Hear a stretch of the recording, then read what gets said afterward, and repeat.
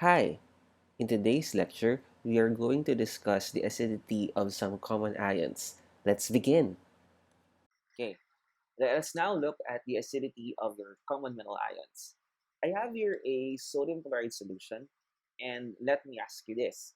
Is this sodium chloride solution acidic? Is it basic? Or is it neutral?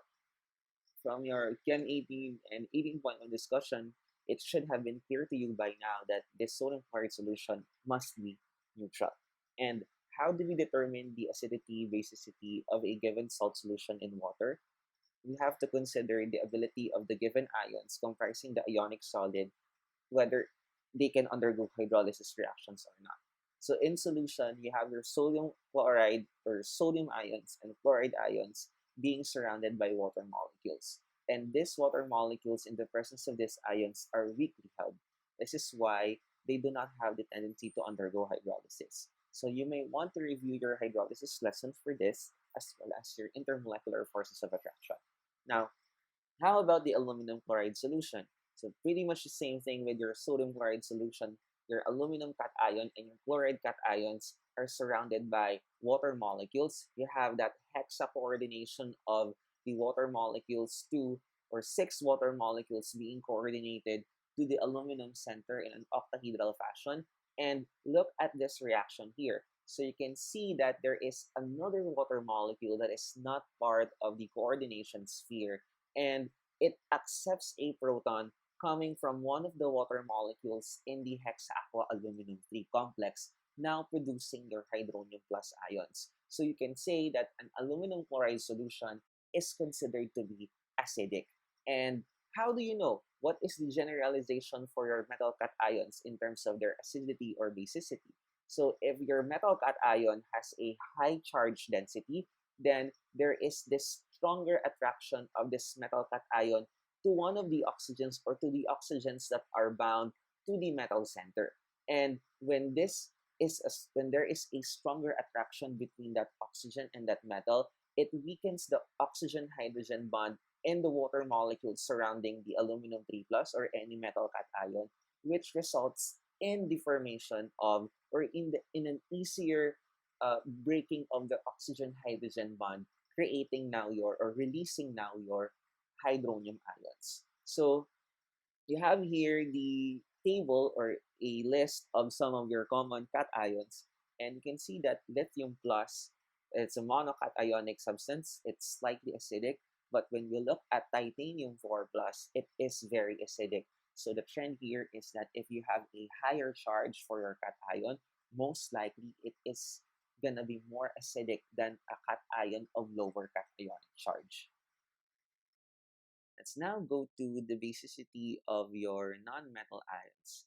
I have here a table showing you the basicity of some of your non-metal ions in water, and you can see that I minus is neutral, F minus is weakly basic, and then you have on your left the arsenide ion is very basic, the nitride ion is also very basic.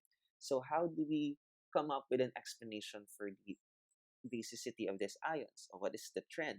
What is the generalization for this? So if an anion has a high charge density, meaning the charge of that anion is concentrated on a small area, and you have a high negative charge, then there is this stronger attraction of that anion to a proton, meaning it will readily accept a proton, making it a better Bronsted-Lowry base. So that's why I minus, it's monoanionic, it is neutral. Okay, and it is very large as opposed to the fluoride ion. It's also monoanionic, but its size is very small compared to the iodide ion. So you can say that it has a higher charge density because that single negative charge is concentrated on a smaller area compared to the iodide ion. And then if you're gonna look at the nitride, phosphide, and then arsenide, you can say that due to the fact that it these ions have a full negative 3 charge, then they have very strong attraction towards a proton. For your oxyanions, so oxyanions are substances or these are ions which have a lot of oxygen atoms in their structure.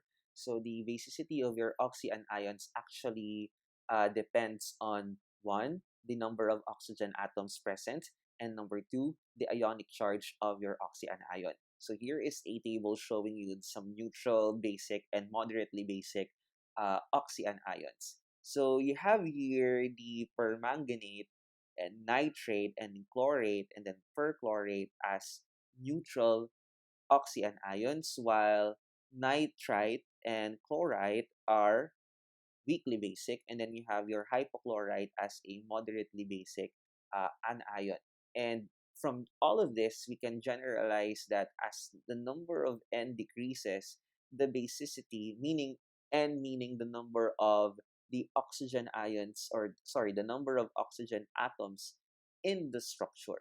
As the number of oxygen atoms in the structure decreases, the basicity of the oxyanion increases. Why?